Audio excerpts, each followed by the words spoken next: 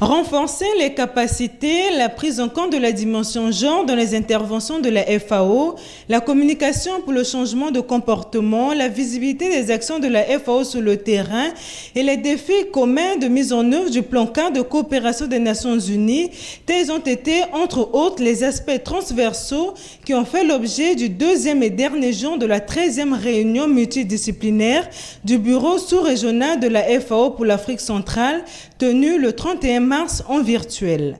Suite à cette réunion, les 147 participants ont formulé pour le biennium 2022-2023 quelques priorités majeures et transversales. Les priorités sous-régionales majeures. 1. La promotion et le développement des sites paysans. Deuxième priorité. Le renforcement des capacités des industriels de l'agroalimentaire dans la transformation des systèmes alimentaires. Les priorités régionales transversales. Il s'agit de 1. Le renforcement des plaidoyers auprès des gouvernements et les autres partenaires techniques et financiers. Deuxième priorité, développement de la promotion d'un plan de relance économique transformationnelle. 3. La poursuite des réflexions devant contribuer. 5. La promotion d'un dialogue inclusif et multisectoriel.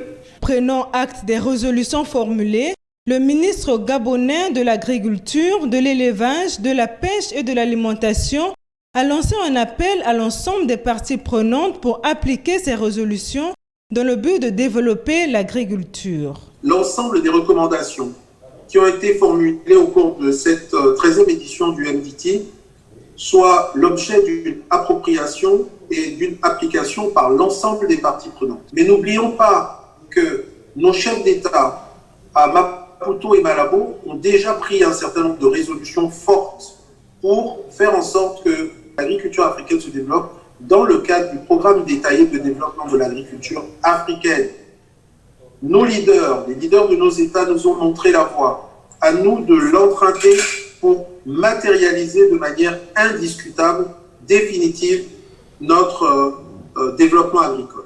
À noter que l'Afrique dans sa globalité compte plus de 232 millions d'habitants sous-alimentés. Développer l'agriculture permettra de réduire significativement la sous-alimentation.